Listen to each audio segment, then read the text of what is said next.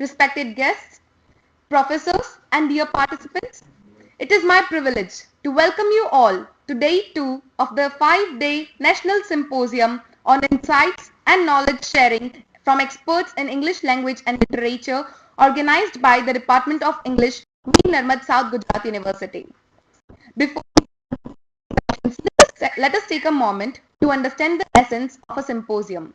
Derived from the Greek word symposium, which means to bring together, a symposium is much more than just a meeting. It is a gathering of minds, a celebration of ideas, and a platform where intellectuals come together to exchange knowledge, insights, and perspectives. Through this symposium, we aim to foster deeper discussions and broaden our understanding of English language and literature in its diverse forms. Today's journey begins with session 1, chaired by Paresh Joshi sir, and we are honored to have Dr. Jaydeep Sarangi, Principal of New Alipur College, Kolkata, as our esteemed speaker. He will enlighten us with his talk titled Under the Alien Sky, Politics of Resistance in Life Uprooted. This promises to be an insightful exploration of resistance and identity.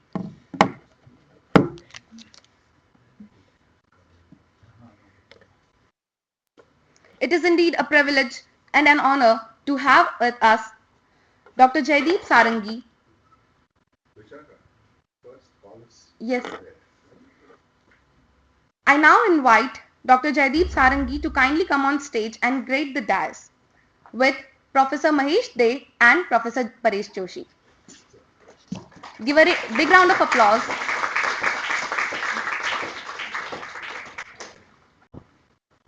I am extra. Chairperson, just for a while. I now invite Professor Amit Prajapati to felicitate our guest Dr. Jaydeep Sarangi with University Case and Book.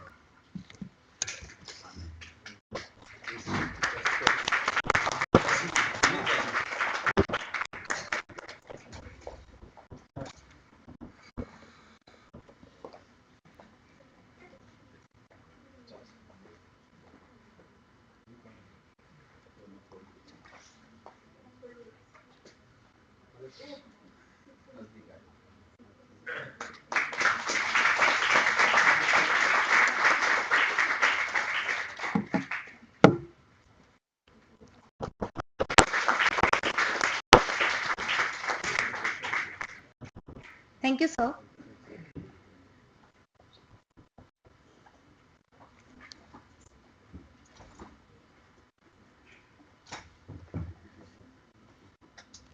Dr. Jaydeep Sarangi is awarded as Best Program Officer for NSS, University of Calcutta in 2012. He was also awarded Setu Award of Excellence for 2019. His teaching experience for UG honor level is 19 years and above. He is involved in taking classes in refresher courses in different places like North Bengal University, Jadavpur University, etc. His areas of research is Indian writing in English, post-colonial literature, translation studies, and marginal literature. He is a bilingual poet, academic editor, and translator with 33 books which have been reviewed worldwide like Transnational Journal. He has delivered talks on Dalit literature in University of Wollongong.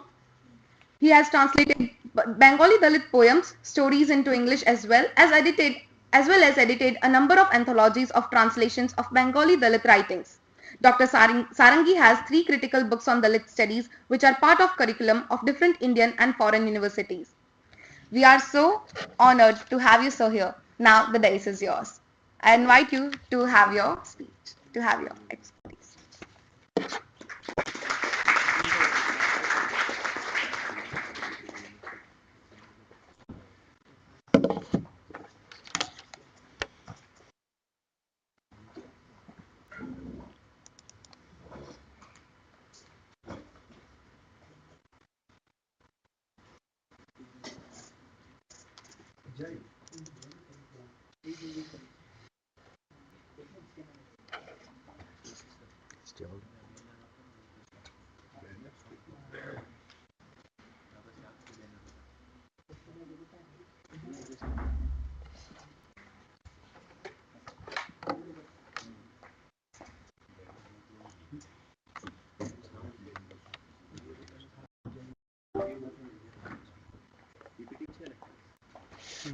PDF.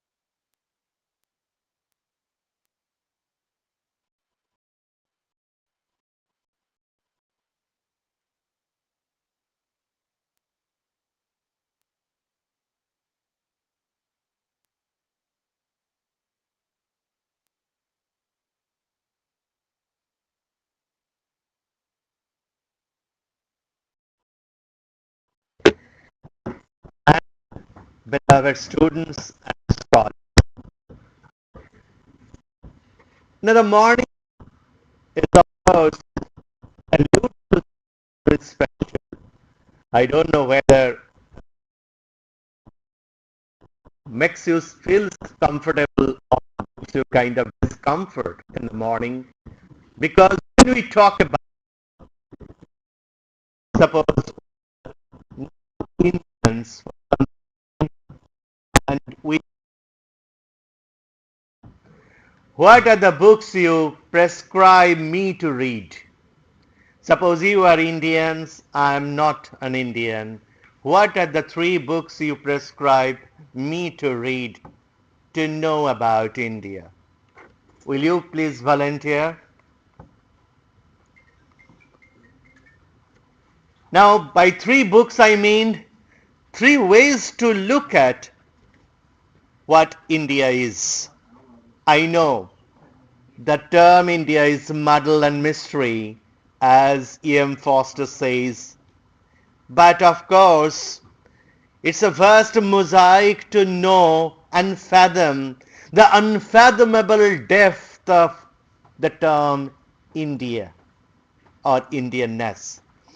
If we read through the discovery of India, Jawaharlal Nehru, we have one vision of India.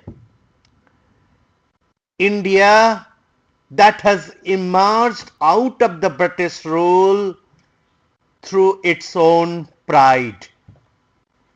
If we read Gandhiji's autobiography, My Experiments with Truth, we have another vision of India, that India is how truthfulness has been practiced in the Indian subcontinent and how the dynasties came and went away, but India remained as a seat of culture, tradition, and history of its own.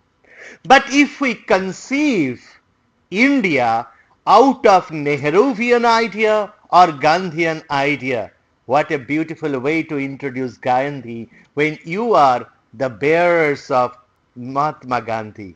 I pay my homage to the great leader of my soul, Mahatma Gandhi. But Our idea of India will be incomplete if we don't read Ambedkar's very important epoch-making lecture series turned into a book. What is the title of the book? Anyone? Anyone? Anyone? Huh? Ambedkar's very special book, Annihilations of Caste. Annihilation of Caste. You know, this is one book Gandhi also was embarked to reply on, and there are several series to it, and Ambedkar worked on it and modified it and later on published in late 1930s I am talking about. But look at 1920s, late 1920s, when our India was a hotbed of argumentative debates. I start with referring to two very important debates which constituted, I am quoting from Amartya Sen's phrase, argumentative Indians. That means one is Tagore-Gandhi debate. Another was very interesting debate between Ambedkar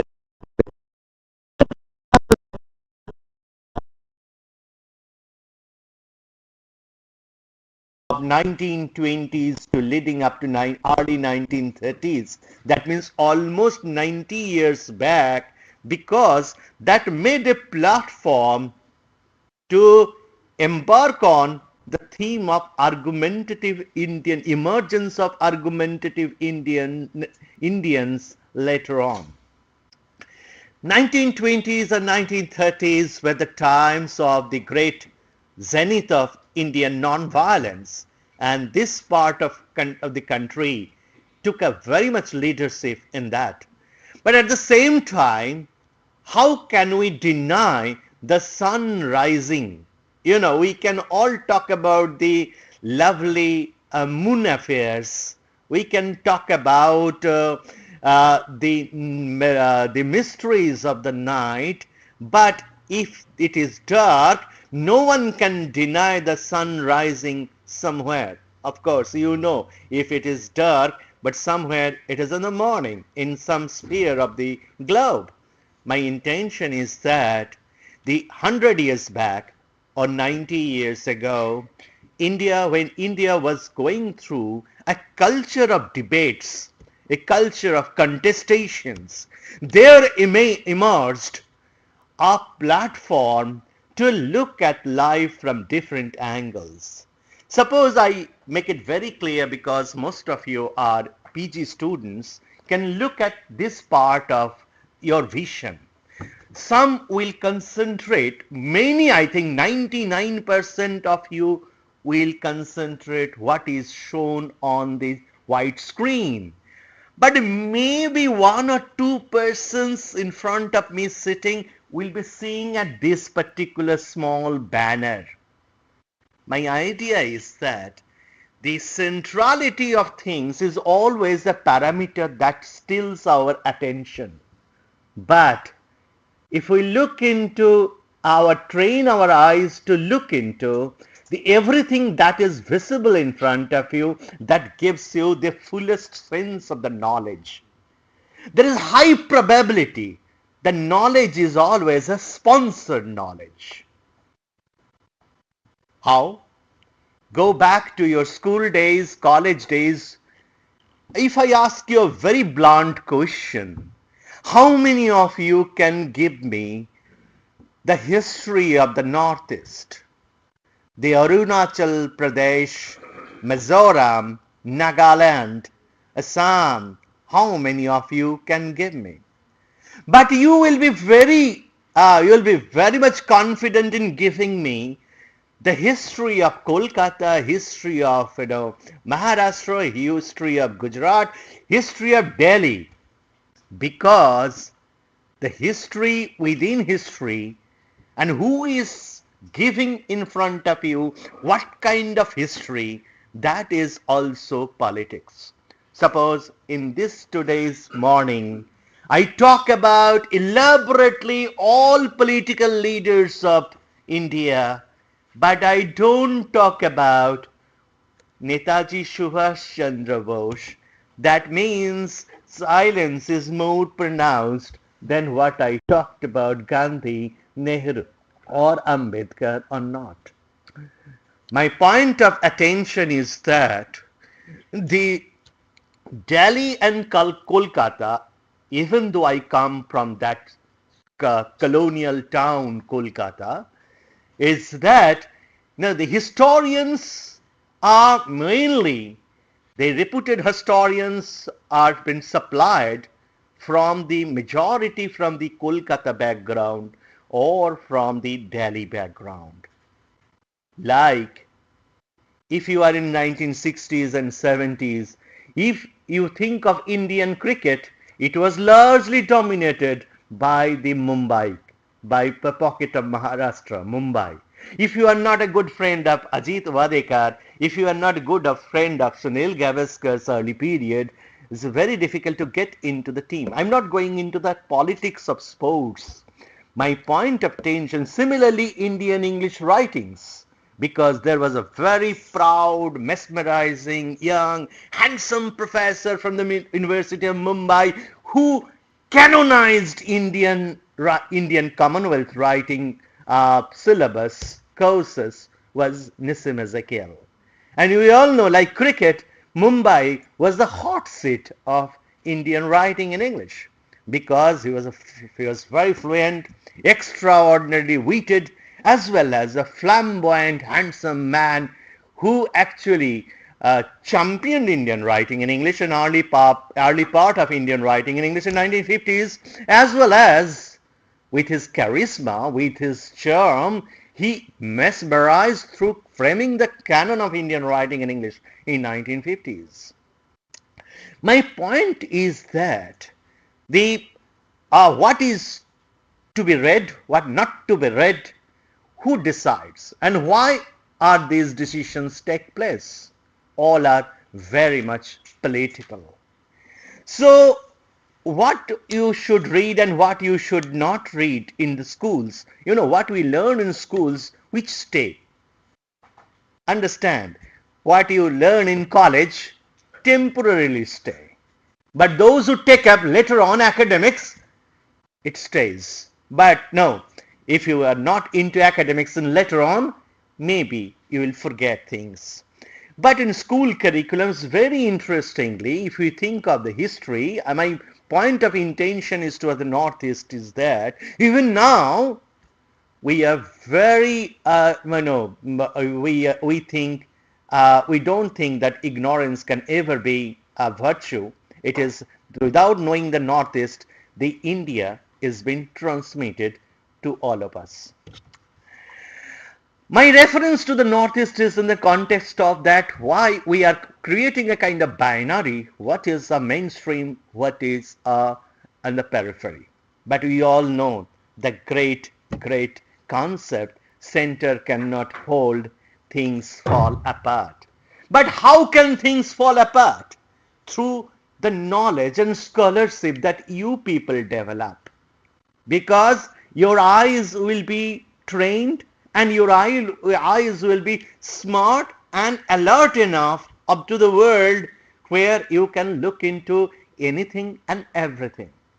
But anything and everything is a very difficult choice because you are a member of society, you are a product of a system which is colonial to some extent, and very difficult it is to change the system for good.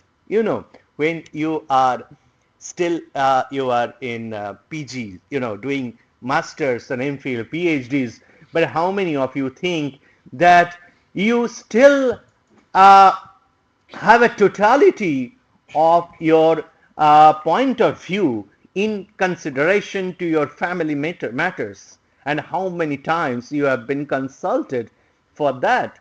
But I am talking about that literature is, don't study literature, that only the literature for the aesthetics. That is important. At the same time, it is a part of your sociology. It's a part of your political growth as a human being. Very interesting political growth. Now, when we think of the definition of India, as I come back again to Nehru and Gandhi, and we don't read Ambedkar, and we narrate as an Indian to a non-Indian, a foreigner, we are prone to commit mistakes, because where Nehru and Gandhi stopped, I think Ambedkar fathomed that arena, and that is quite a big perspectives to talk about in India, because stratification is something which is not been theorized by the Western praxis. Think of Karl Marx.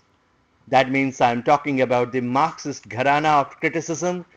Or think of Lacan or Derrida. Everybody on the top heavy criticism, they are silent about the marginalization in different local situations.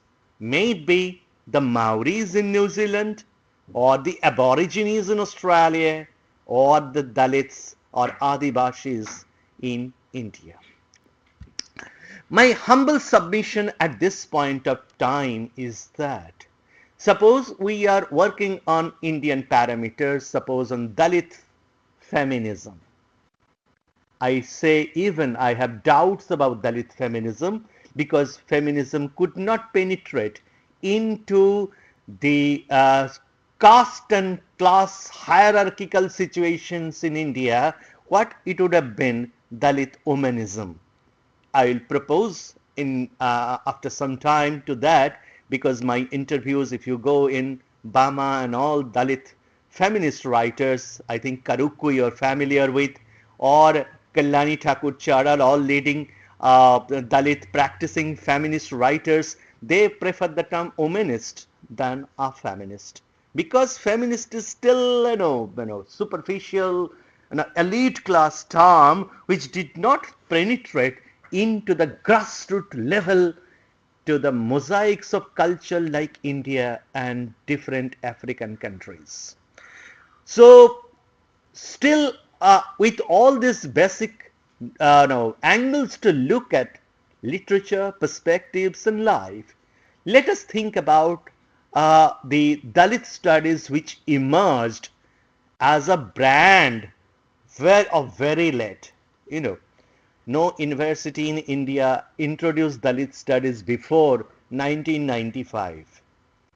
Even no university in India introduced Indian writing in English before 1975. What was the term? Commonwealth literature. So Indian writing in English came as a part of the Commonwealth literature in the mid-70s. And none other than, of course, in the 1960s, C.D. Narasimhaya in Dhannalok, that is in Mysore, Srinivasa Iyengar from Andhra University, who became the Vice Chancellor later on, Alur Jankiram from Jaipur University, who pioneered the Commonwealth literature, and they were invited as the visiting professors of English to talk about Indian Deshi literature to the West. So if we look into map Indian writing in English in 1950s, very important things happened.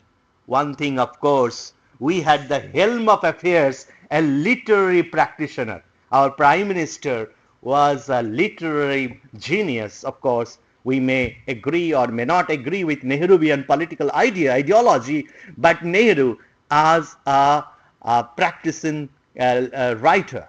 So at Nehru at the helm of affairs, he introduced a very important body which promoted translations of Indian vernaculars into other vernaculars, as well as English, which is now an Indian vernacular, like you and me, because we have 3-4 generations of English on our back, so we can confidently use the English idiom for anything and everything, which was criticized 75 years ago. Now, in 1950s was the time where all investments were done in literature studies in India. How? You know, the a very important dashing man, as I said, uh, as Nissim Ezekiel, who emerged as a champion professor, writer, poet, and of course he started a journal called, of course we all know, the Quest. And if you don't publish in Quest, you are not at all considered to be a very good writer. So he canonized single-handedly with the publication of the Quest, and also the Illustrated Weekly he used to edit. And also we come across a very important, significant signal contribution by Nehru by the establishment of the Sahitya Academy in mid 19 in 1954, and the establishment of Sahitya Academy, which promoted the Indian vernaculars. That when we talk of NEP, the new syllabus, it is the rise of the Indian vernaculars.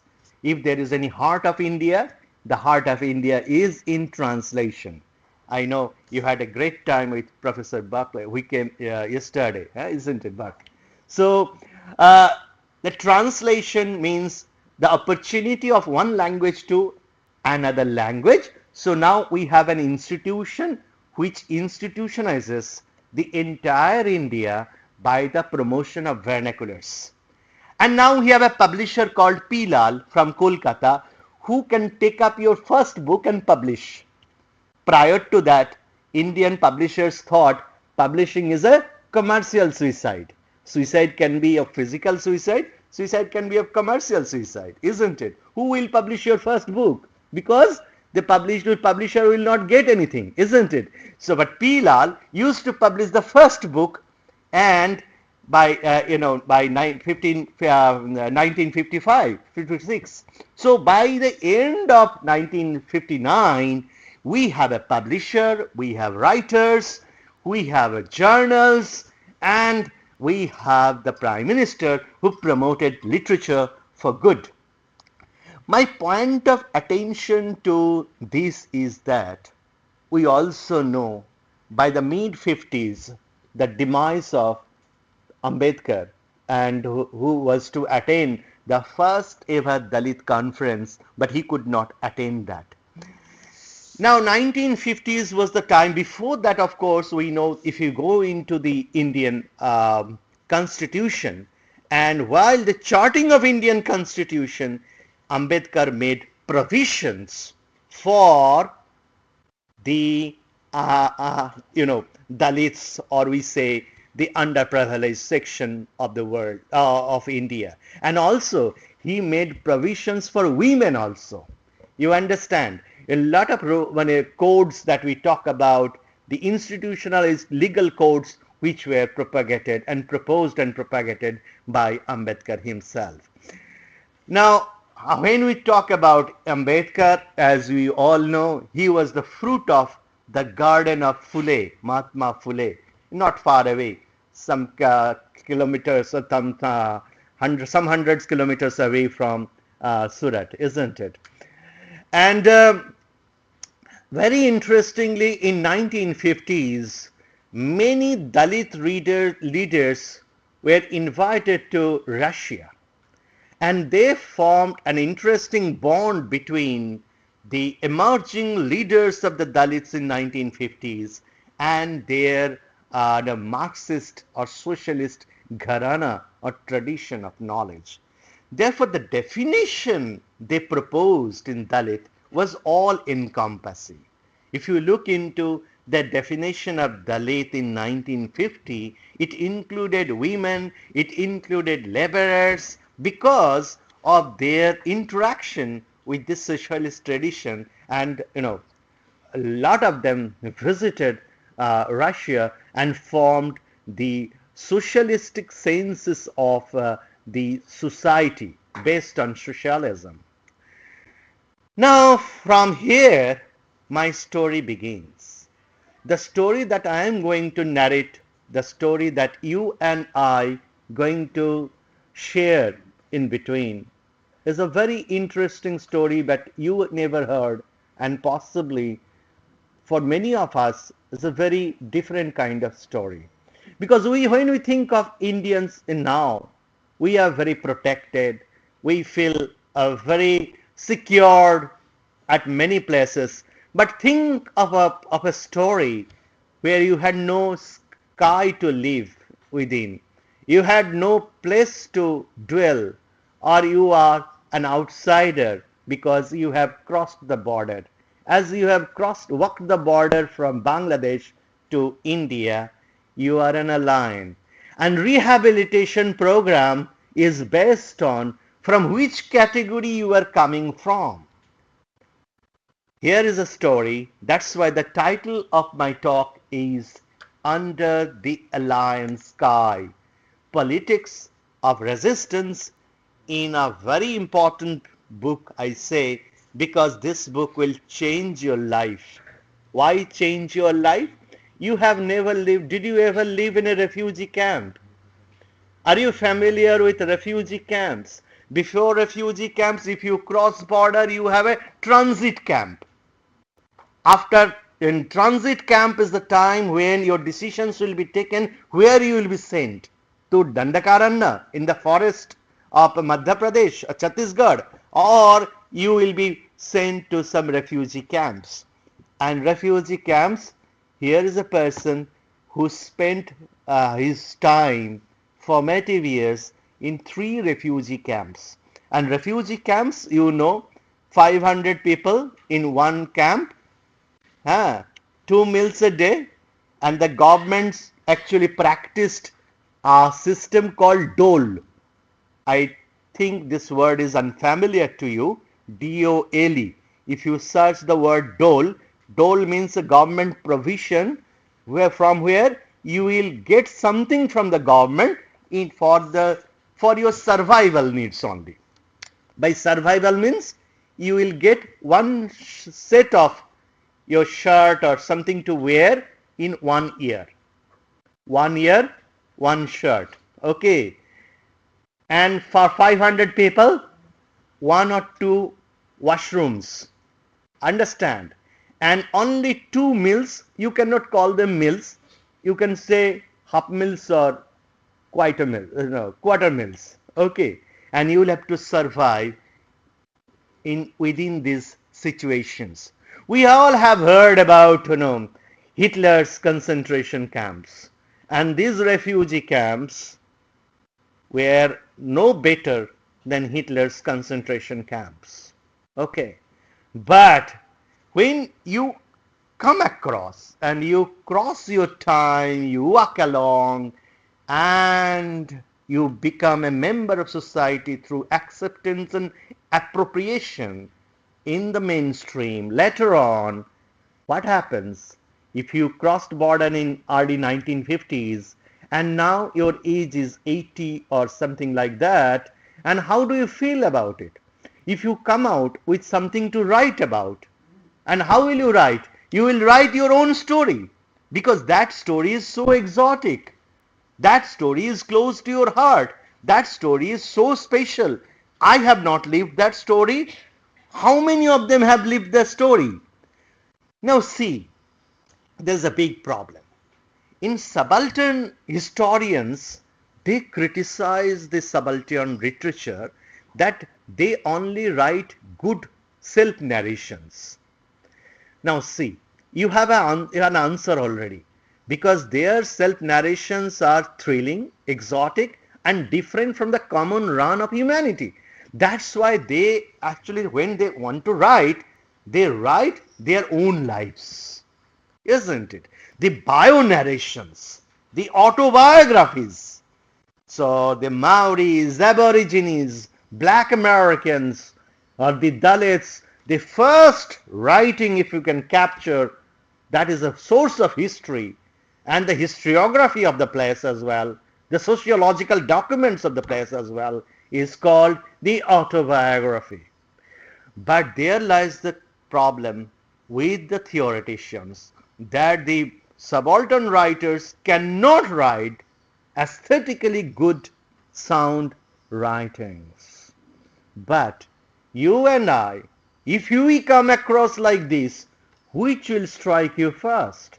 Will you be aesthetically wise and will you not be in a movement within? Because these lives are so special, so different, so much anger against the establishment.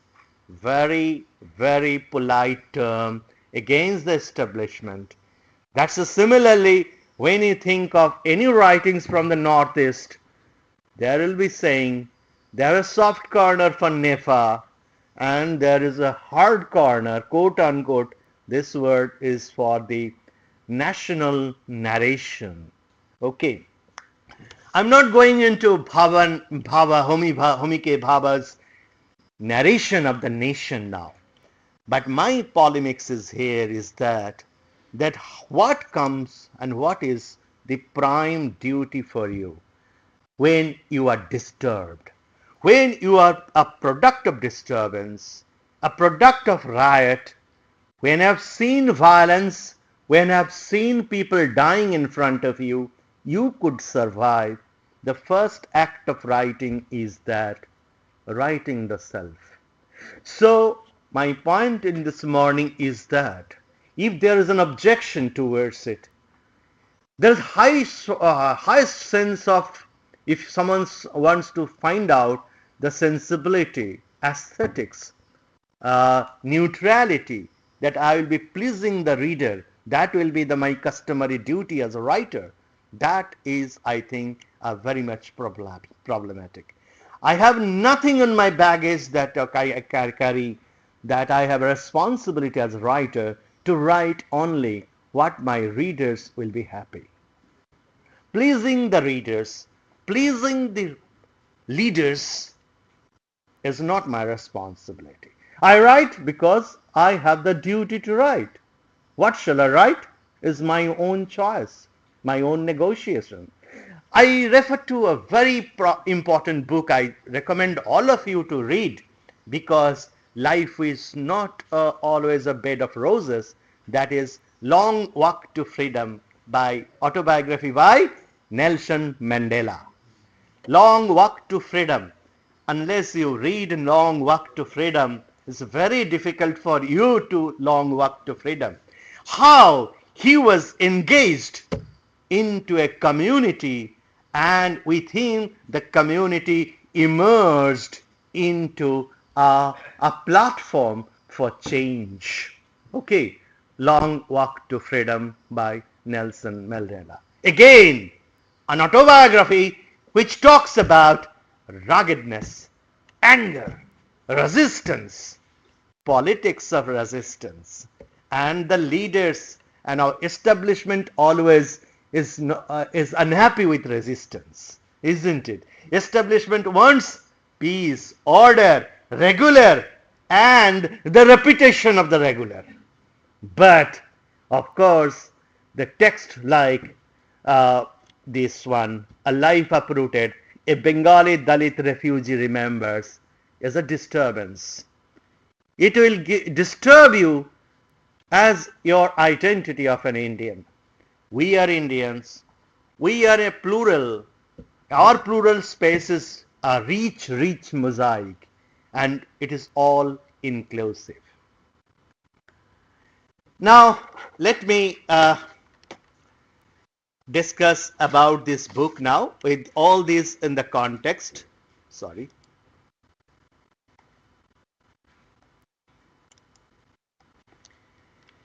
This is the man, Jotin Bala. Can you switch off this light?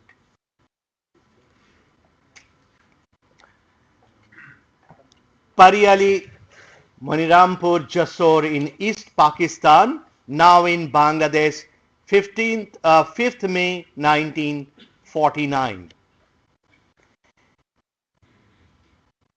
This right-hand comment is, I think, these two terms are very loaded terms for all of you who are future researchers and future nation builders. One is Dalit, another is refugee. In the global parameter, these two terms, refugee is a very catchy term. and very loaded with political significances. And whole lot of countries, they have policies for accepting the refugees or not. Partition, now I am quoting from Jyotin Bala. Jyotin Bala, this is an autobiography, was written in Bangla, and this came out in Sahitya Academy. I was one of the translators. Partition forced my family to immigrate to India and take shelter in refugee camps. I had to live in 3 refugee camps in West Bengal under dismal conditions. My poems capture life's black holes at different points. The life of a refugee struggling for survival. I have experienced twofold marginalization as a Dalit and as a refugee. So remember, there are so many, and if you are woman Dalit refugee, you have another category to it. These are very important places for your future perspectives, for your scholarship on developing scholarship on this. Not much research work has done on these already. This is the Bengali book, and this is our translated book. And I think this is again an unfamiliar word for all of you, riot. But I think you have heard it. Riot out of religious disturbances, intolerance. And the translation begins, or the book begins, bachao, bachao, that means help, help, writes Jatin Bala. The book's first volume is now being translated through Sahitya Academy. And look, Please uh, mention the Bengali title. Bengali title is Shikor Chheda Jibon. Shikor is root. Jibon is life. So Chheda means Without. uproot. Torn. Torn. Okay. Now Jatin Bala writes, I was only 5 years old when we had to run away from our village in East Pakistan. The bloody scenes are etched in my mind as it curved on a soft rock. Jatin Bala is a very prolific writer now. His language is poetic. That's why look at the translation we had to maintain. I think yesterday Madam has already introduced you the challenges of translations. Can translation be bound? It is never bound. It's unbound. And no translator can say it is definite. I always write in my preface for translations, my translation is one of the possible translations that has been presented to you.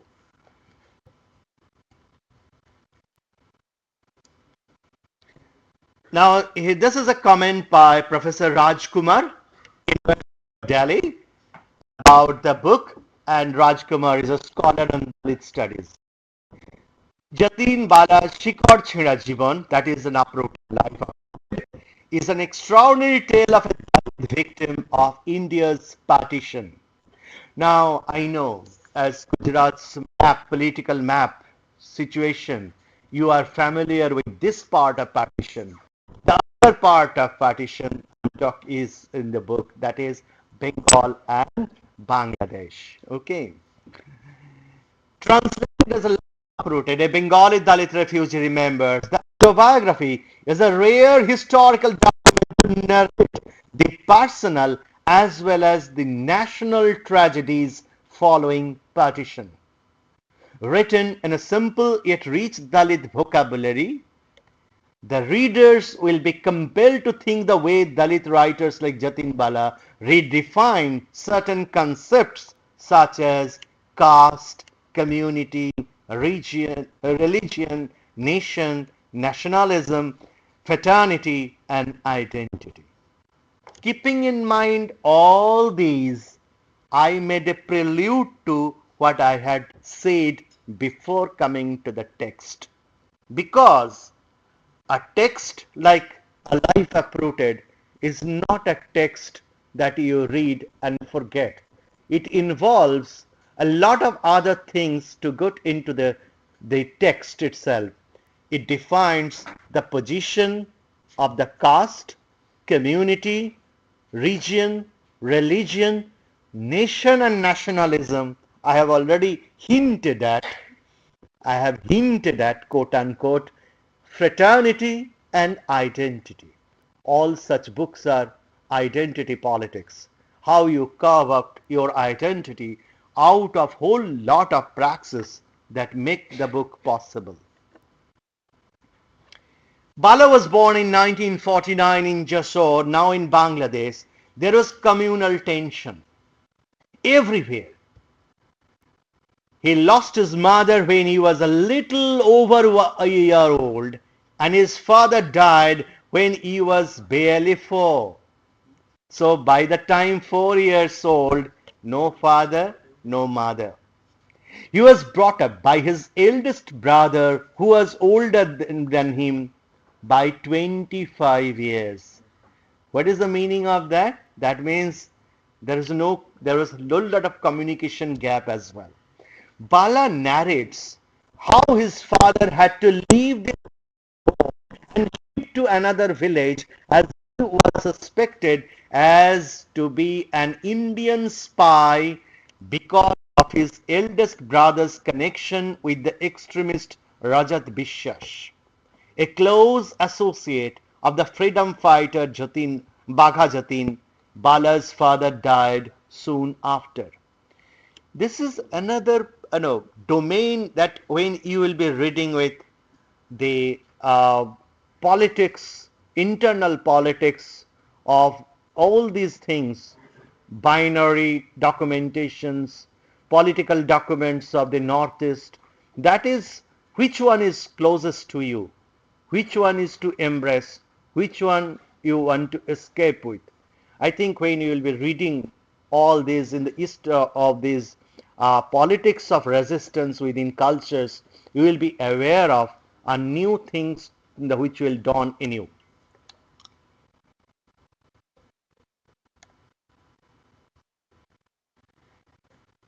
Look at the title of the first chapter, Septic Wounds. What is septic? When you have some cut mark and it becomes poisonous, septic wounds. Bala recalls an evening sometime in 1953-54. Remember, he is writing the autobiography in 2010 and he is recalling the incident took place in 53-54. In between, he had to survive. He could survive under inhuman circumstances. Later on, he could establish himself, appropriated and assimilated in Bengali culture, and he worked for a government sector and retired. Then he is falling back with a memory which was there for a long time before. His siblings and his paternal aunt, along with the many others in the village, fled, hid amongst the thickets and beyond. He says the next morning was reached a Hindu majority village called Boro Bhadraloks. Days later, they secured the requisite permits and left for Beniapul border. Requisite permit for what? To cross the border. And Beniapul is a place, is a door, you can say a wall as well as door between Bangladesh and West Bengal. Okay. They walked over 37 kilometers. They are escaping, coming out of Bangladesh. Before they could reach there, says Bala, and as we walked, more people from other villages kept streaming in and joining the steady flow. We were all beggars. Small bundles of essentials. Men and children were bodies barefoot. We had left behind everything. When we reached the Benapul border, it took hours to get in, allowed to come in. This is Professor Malasri Lal's text as Professor of English in Delhi University. Sri Jotin Bala's powerful autobiography exposes. Don't expect that my discussion is linear, because Bala did not live a linear life. Okay, therefore deliberately this particular presentation is non-linear. Powerful autobiography exposes the inequalities of caste class during the partition of 1947 in Bengal. A refugee child growing up in a tent, the struggle for a life of dignity when marked by a Dalit identity. I think Professor Lal has hinted at what we are already discussed.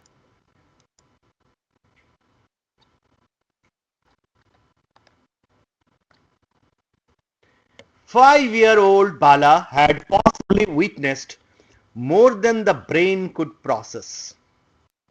Even as he recounts his memories, he makes loopy gestures with his hands as if to show the images still jingling inside his head. He says, I saw people die. Many had died en route. Before reaching the dead bodies on the roads and kept look at the narration. It's almost like Yudhishthira is going up and one by one on leaving the world. Similarly, after reaching Bongaon and Shialda, babies died of hunger, women died of hunger. For days we went without taking a bath. Our bodies stank. Look at the minute descriptions. No bathing. So day after day it went on like this. I am deliberately showing you some corners of the book so that you have a prescriptive knowledge of how minute documentation can be maintained in a writing, and that makes a writer so unique and so versatile. My family, the family split at Shialda station, says Bala Mezda. The second brother was sent away and the rest of us were loaded onto trucks and sent to Kunti. Kunti was the transit camp. Okay, now see, loaded on truck, no bus. Bus is for you and me. They were for truck. Look at the every bit of language has been so powerful. At Kunti, Kunti is a refugee camp. Okay. At Kunti there were 500 to 600 tents. The camp was dirty and unkept, says Bala. Many children died from the strain and the filth. Many died of filth. Okay. Men who stayed in the camps were sometimes murdered by the locals as they regarded as apod or extraneous menace who had come to take away their share of the land, work and food. Look at this point. They were murdered because some people, local people thought these people had come to take away their own food, their own land.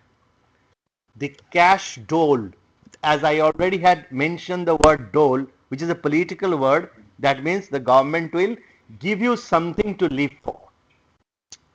Given by the government was too paltry to survive on, and we were not allowed to leave the camp and go out of this in search of jobs. Now see, once you enter into the camp, you cannot go out. Understand? So it's inhuman, isn't it? Here Bala worked as a child labor and was often physically abused. One day, when I fell down while carrying a bundle of straw on my head, I resolved I would study and get myself an education, he says. This is something very special. If we look into all the major texts by the refugees who are very prominent in Bengal, all have expressed their eagerness to be educated. That is one magical line of thought I have found, and what made them great later on. Okay, timeline for Bala's life.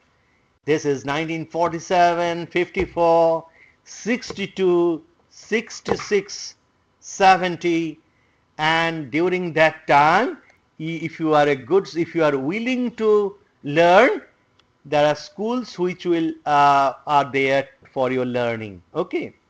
Now look at the contents of this particular novel or autobiography.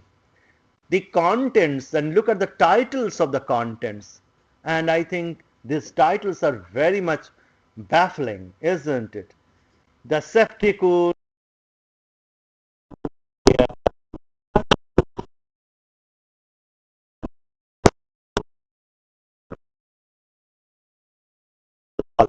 when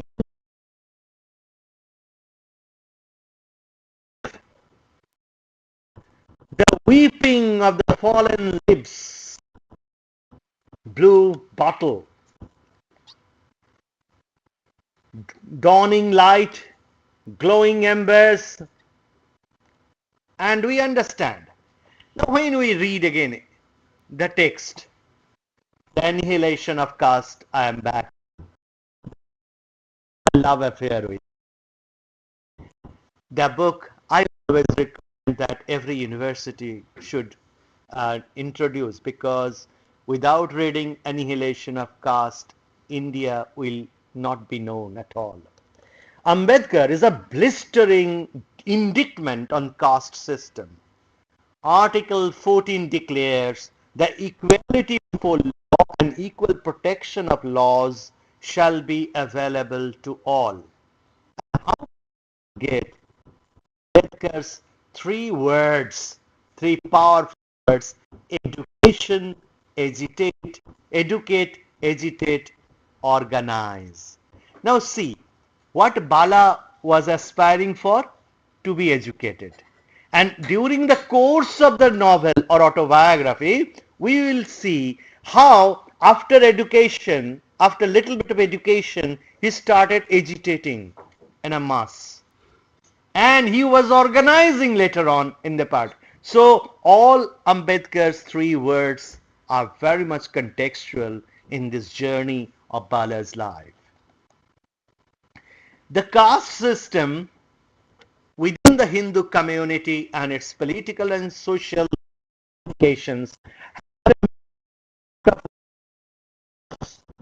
and of the Namasudras, you know, this community, caste community, is very important in Bengal. Remember, prior to Indian independence, if you think of 1930s, the Namasudra was a major chunk, big chunk, and the British were afraid of that. That's why the division of Bengal, you know, and the British took a kind of measure in dismantling the Namashudra community into different parts of India. So they were so afraid, the British were so afraid of the rise of the Namasudra. It was a vast majority of people, and they were very, they were not a volatile kind of community. They're very strong and very, sound community, well bonded community. And the British made a bifurcated into different parts of India. Some went to, and they pushed them to go to some to Dandakaranya, some to Chhattisgarh, and other places. And the exile of the Nasrudras from West Bengal has already created a refugee movement. But also the split of the polity of West Bengal along caste lines is visible by the emergence of the Mutua movement in the last years. Now even in West, a state called Mutua, power, they want to mobilize the Mutua voters. This is, you understand, the politics of the nation. Whoever in power, they want to mobilize two, three constituency seats which are determined by the Mutua voters. Mutua is a very much religious who are very progressive to the Hindu approach. So there are three constituencies in Bengal, legislative constituencies as well. So where Mutua voters are, each party will or they want to capture this particular electorate. Thus, the amalgamation of the refugee and caste identities is a hallmark of the Dalit movement in Bengal. So when we talk of Bengal, Dalit movement, there are two themes merge each other. That is, one is a refugee and another is the caste identities. Their struggle to survive and hold their heads high creates compassion and admiration in our hearts, brought about the effective pictures drawn by Bala of the helpless, smouldering masses burning in the heated cauldrons of waxed canvas, tennis dotting the treeless expanses of the barren transit camps. Look at the description of the transit camps. Treeless expanses of the barren transit camps. If there are trees, it will be a dwelling of yours and ours, isn't it? Look at the beginning, how the novel or the autobiography begins. I did not promise you that it is a linear documentation I'm going to present in front of you. Fire, fire, fire, help, help, help. A riot. One wants the flesh of others. You understand? One community wants the flesh of another community. Those who have seen riot, they know how it can eat up and the people and flesh. Dusks, darkness, shouts and the noise of the multitude, shouts and the noises of the multitude, incessant, heart-rending cries. You know, writing the translation is always a very difficult task. Look at the language we had to maintain. We had to maintain the language of poetry as well. Sighs and groans of petrified people crash against the heated air. The skies and air above the silent Balpota village shudder into life. As terrified birds fly up, wailing and away, smoke engulfs the void. Smoke engulfs the void. The the black smoke spews endless red embers. Blazing flames of red fire leap above the treetops of the village. From afar comes the rude sound of bamboo nodes splitting. A procession of harsh, bitter sounds flows in like a deluge from the northern end.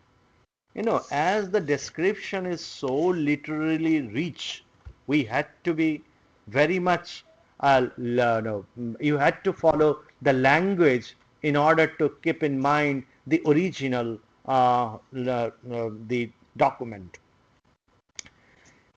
Now look at the early knowledge that we get into.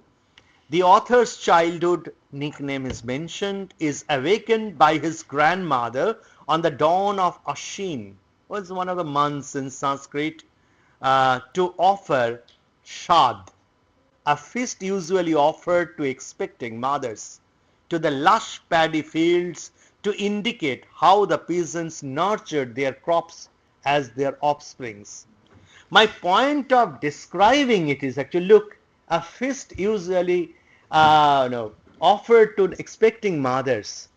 Now look at the minute details that he is giving in order to authenticate his documentations. The Gosai and the fire festivals follow suit through winter are described in great detail including the spirit of joy and to the together as one spirit, community together as one spirit. When we talk of Dalit writings, it is a community writing. You read, and of course, Nirav Patel, one of the famous poets from your part of the country, with whom I had a very close relationship, one of the champions of your voices, our voices, Nirav Patel. Whenever he used to write, or Limbale, or whatever it may be, the writings are the writings of a community. Bala is not writing for himself only. The entire community which were in the refugee camps has been written through Bala's narration.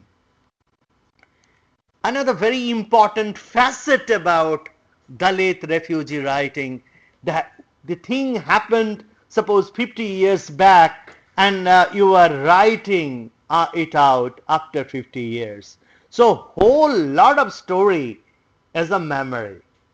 And through memory, through nostalgia, we look back. We look back in anger, or we look back in emancipation. I still remember an incident in my childhood. I do not notice when I have suddenly uh, entered my mother's room. My mother is lying on a mat on the earthen floor of the western room. She is so thin that she seems to have become one with the mat. She is so thin that my mother is almost one with the mat. Almost with the mat. Her heart is beating gently. A pair of half-closed eyes.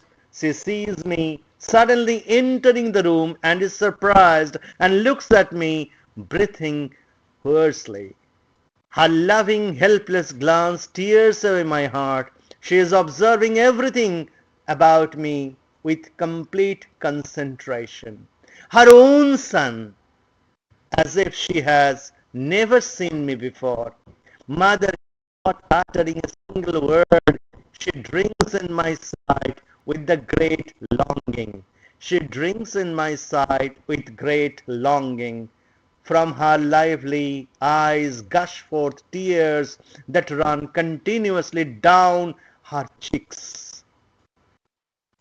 Look at how painful, how painfully written the condition of the mother. The sapling begins to grow. Father starts calling out, "Where are you?" Majdi responds from the kitchen, "Father, you must come and eat first." This is a customary. You must come and eat first. Little brother is hungry. Her mother-in-law also insists, saying, "We must first partake of the humble lunch." Her elder son had since then gone to the nearby hut, and a better feast was assured later. We sat down in the kitchen on low wooden seats to partake the lunch served on plates. Rituals. No such documentation can go without the description of the rituals. Because when we are reading the autobiography of someone, the entire society speaks, isn't it? Immediately after Gosai Fire Festival that involves burning the symbolic old woman's house, since morning we start preparing the house with dry leaves, bamboo and coconut shavings. Make torches for lighting. About 10 of us boys from the para erect the old woman's house in the middle of the field, put the old woman's effigy in the midst. In the evening, we set fire to the old woman's house and drove burst with the loud sounds through sparks, from which we light the torches.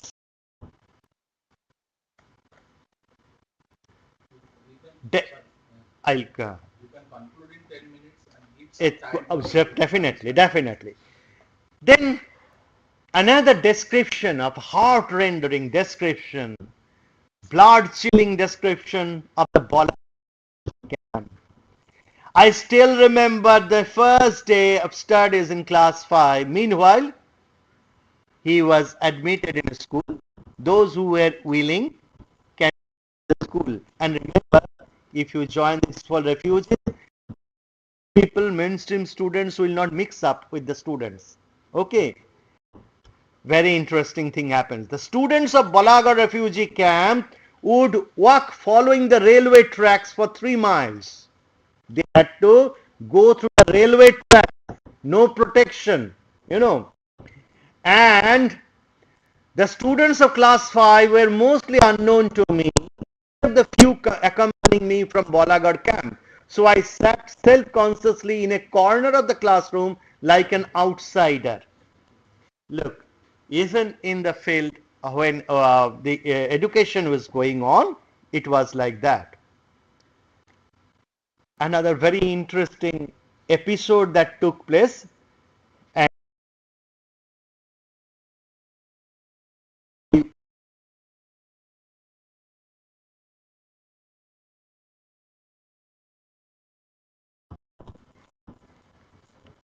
after education, agitation. Look, now Bala has grown up to into class 7. The refugees began to organize meetings. After education, agitation, isn't it? Ambedkar's dictum. Assemblies, processions, and first unto death, typical Gandhian concept. Sessions to demand rehabilitation within West Bengal, revival of the government dole, and all kinds of assistance and compassionate treatment. The struggle took roots at Balagal refugee camp too. The literary productions by the Dalits in Bengal, and now look at the kind of songs they used to utter and recite, and they used to recite which are unifying by recitations among the people who are taking care. This is very important. Reference to Harichand Thakur and Guru Chand Thakur, they were like, back, and they were revolutionized. They revolutionized the Bengali society, and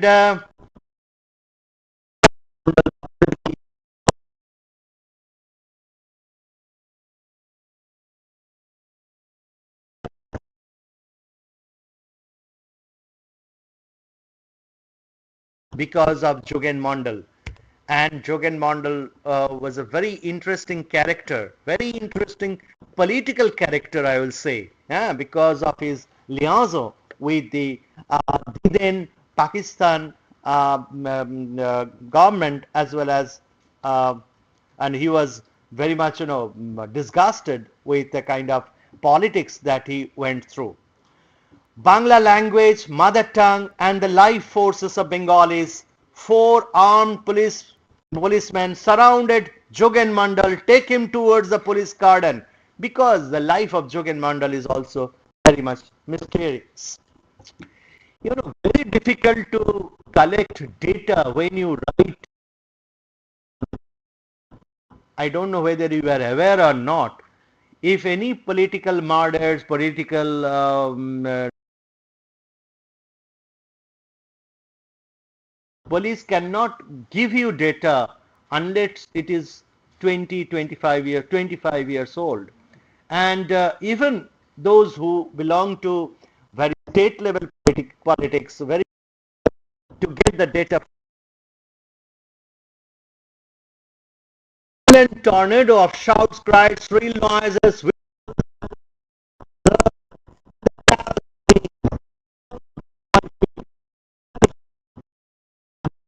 I fall flat on my face and metalled highway.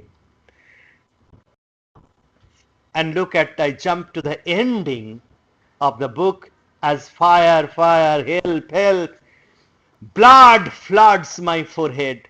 My mouth is filled with gore, and my ear has turned deaf as the result of a sharp blow received. I cannot breathe easily. My throat is choked. My knees are numb, but I keep crawling ahead. In my defiant eyes is a blazing fire. So the entire narration, if you think of, is almost, Bill Ashcroft's famous book, Empire Writes Back, will say writing back in words. Writing back in words, not in Eurocentric, that writing back to the empire, here writing back to the mainstream life of India. The resistance, dominant Brahminical literary culture. It was challenged in the Dalit refugee writers' thematic expressions, aesthetic sensibilities, and linguistic experimentations. The subversion is the key. Dalit theory, intersectionality is very important. I don't know whether you are familiar with the idea of intersectionality or not. But in a country like India, no literature is without the study of intersectionality. That is class, caste, your ethnicity, your belongings, your education, and your whole lot of social, political, sociological, linguistic belongings. It looks into how Dalit refugees' complex and intersecting experiences contribute to the discourse of inequality. And remember, the text is an example of identity narrative. It is an example, it is an identity narrative. I know whatever I said is, of course, it's a preamble to the Iliad. The whole Iliad remains silent and undiscussed because that would take another 6 hours. But I'll stop here because I really want all of you to contribute into the discussion process on this topic. I welcome your suggestions, thoughts, expressions, as well as questions. Yeah, if students have some questions, it would be